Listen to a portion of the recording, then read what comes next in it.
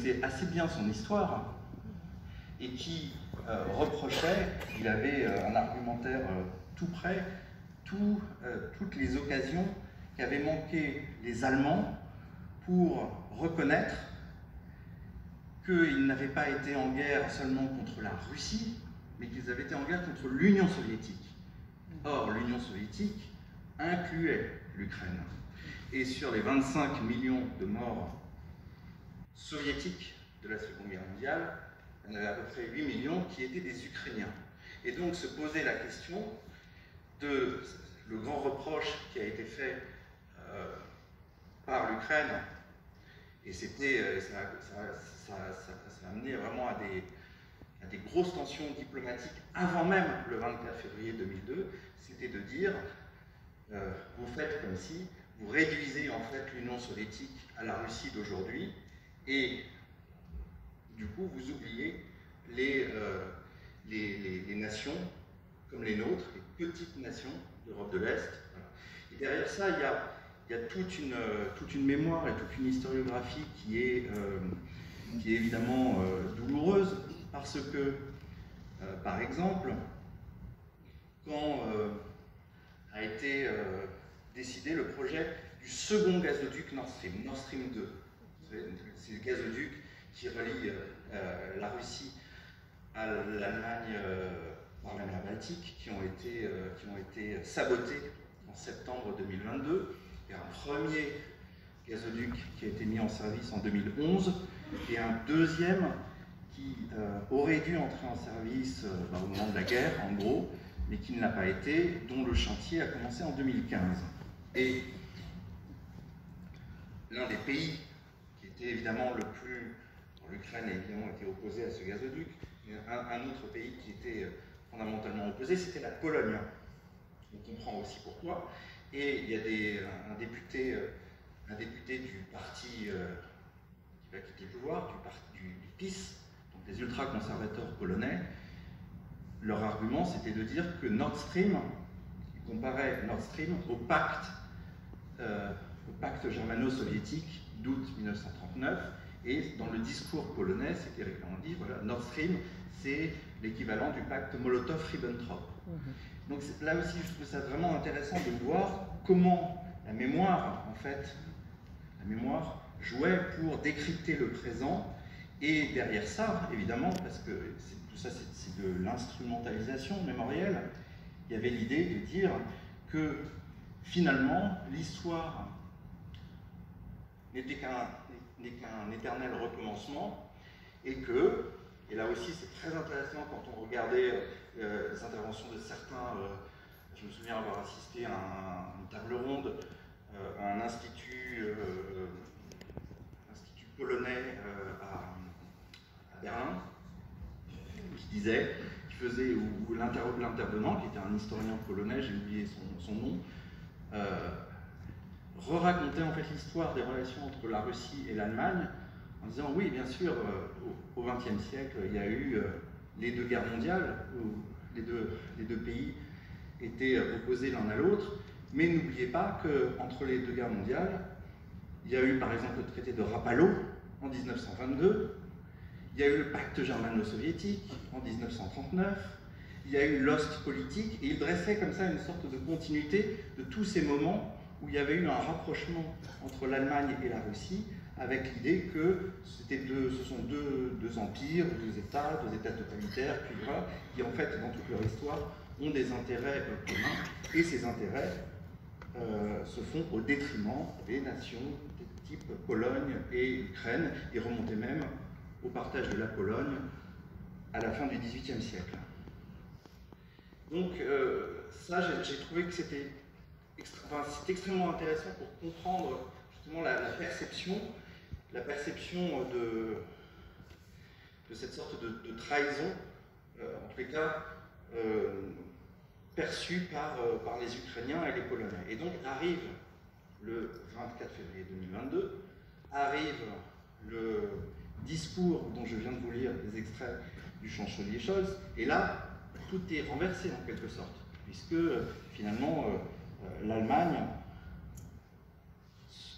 soutient l'Ukraine, décide de soutenir l'Ukraine, premièrement, est donc de mettre l'Ukraine au-dessus de la Russie, ce qu'elle n'a jamais fait. Deuxièmement, décide de se réarmer, en tous les cas considère que la sécurité en Europe passe désormais par un investissement sans précédent dans ses moyens de défense, chose qu'elle avait toujours refusée depuis la chute du mur de Berlin et depuis la fin de la guerre froide, en considérant qu'il n'y avait plus de danger en Europe, et décide également, ça se passe 24 heures avant le discours dont je viens de vous lire un extrait, décide également de livrer des armes, à l'Ukraine, alors que normalement, l'Allemagne ne livre pas d'armes à des zones en guerre. Et donc, ça c'est une rupture de sa politique qui, là où c'est aussi très intéressant à analyser, c'est que tout le monde, d'ailleurs ça a été repris dans les médias du monde entier, enfin ce discours, ce revirement allemand a frappé les esprits, alors même qu'en soi, ce qu'a fait l'Allemagne ce jour-là n'était pas si différent de ce qu'ont fait tous les gouvernements européens. On s'engage à soutenir l'Ukraine, on réarme, on investit dans la défense, etc. Mais venant de l'Allemagne, il y avait forcément une perception qui était différente pour toutes les raisons que je viens d'évoquer. La deuxième surprise, en fait, ça a été que ce tournant, cette Zeitenwende, justement,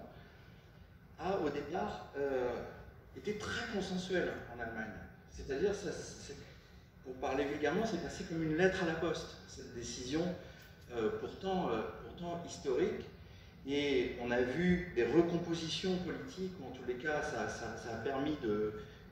clarifier un certain nombre de positions qui n'étaient pas forcément évidentes. La première, et la plus importante sans doute, était que le parti qui a le plus poussé à cet investissement dans la défense était les Verts. Les Verts pacifistes, qui au départ on pouvait penser qu'ils étaient réticents, qui eux-mêmes, je me souviens très bien, lors de la campagne des législatives 6 mois avant, était le seul parti, alors même que la guerre n'avait pas commencé, était le seul parti qui avait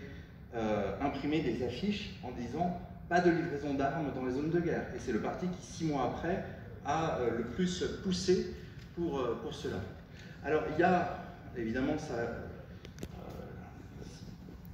peut paraître paradoxal, en même temps, il faut se souvenir que les Verts étaient aussi le parti qui, en 1999, au moment de la guerre du Kosovo, à l'époque, c'était un gouvernement dirigé par le social-démocrate Schröder avec les Verts, le ministre des Affaires étrangères s'appelait Joschka Fischer, et Fischer avait bataillé, je suis allé revoir les vidéos, c'était assez impressionnant, au congrès des Verts en 1999. Lui était un partisan de l'intervention de l'Allemagne aux côtés de l'OTAN pour bombarder Belgrade. Et il s'est pris des tomates, littéralement, en pleine figure, parce qu'une partie des Verts, à l'époque, considérait sur que, de par leur culture pacifiste, anti-OTAN, née des années 80, des congrès des années 80, que c'était une trahison. Voilà. Ce qui est intéressant, et ça en dit long sur l'évolution des positions, c'est qu'il n'y a pas eu du tout de débat chez les Verts allemands en 2022 pour savoir s'il fallait ou non livrer des armes à l'Ukraine et se ranger de ce côté-là. Et ça a été tout à fait accepté. Et là où je voudrais terminer, on pourra en discuter après, c'est de voir que malgré le discours de Scholz, malgré l'investissement sans précédent dans la modernisation de la Bundeswehr, depuis, en fait, alors j'imagine que vu de France, peut-être, on a vu ce revirement, enfin on a vu cette évolution, mais du côté, par exemple du côté polonais ou du côté des Baltes, on a l'impression en fait que l'Allemagne n'a pas tant changé que ça. Et en fait, ce qui est intéressant, c'est de voir que ceux qui, par exemple en Allemagne, c'est le cas d'une partie des sociodémocrates qui restent sur des positions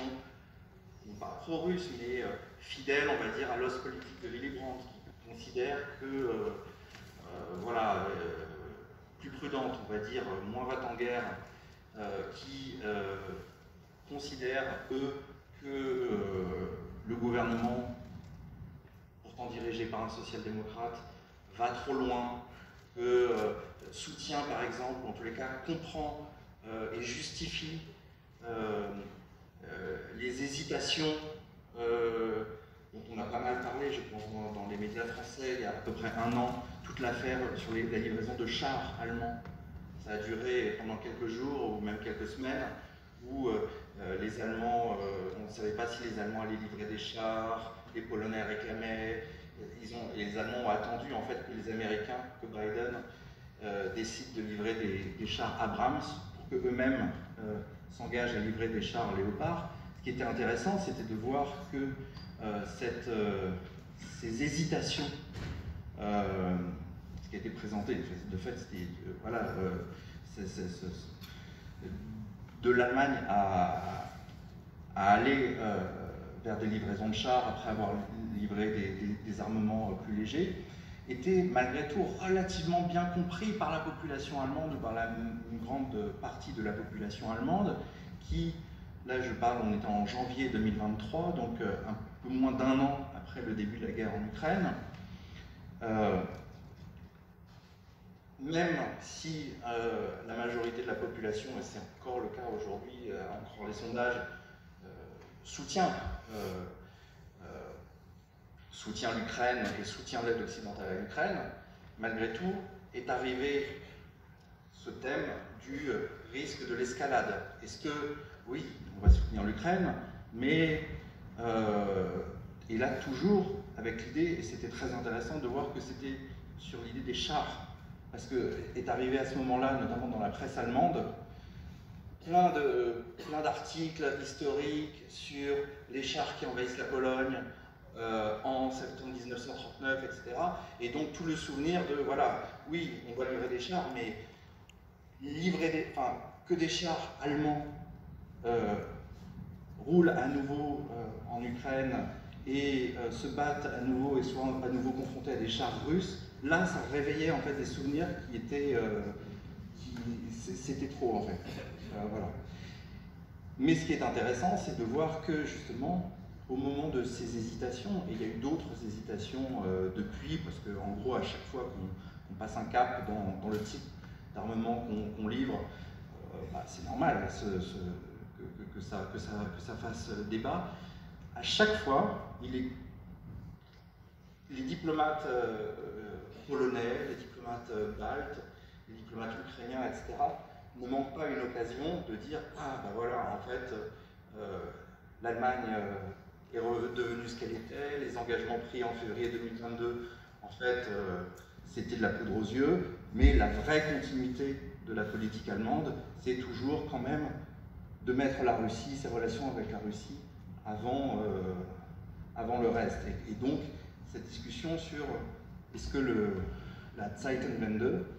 est-elle vraiment sincère, n'est-elle qu'un slogan, ou est-elle vraiment le début, enfin une nouvelle ère, en tout cas, dans les relations. Donc voilà, je vais conclure là pour essayer de comprendre comment la mémoire des conflits passés pouvait peser sur à la fois les positions et la perception que l'on a des conflits actuels dans les pays d'Allemagne, en Allemagne, en Europe de l'Est. Voilà.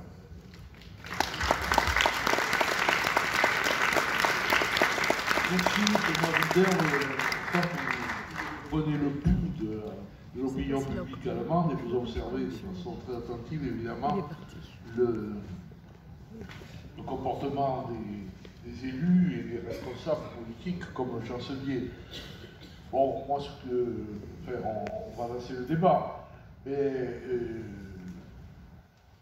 on peut vraiment observer cet engagement tout à fait nouveau de l'Allemagne avec force aux côtés de l'Ukraine, mais on aimerait aussi qu'il y ait des propositions diplomatiques qui permettraient de ramener la paix. Et avec la puissance que représente l'Allemagne, on pense que ce serait intéressant qu'il soit à la tête d'un projet pacifique pour doit être fixé, Patrick, tout ça, on va attendre. Donc, c'est à vous. Alors, on va vous amener un micro.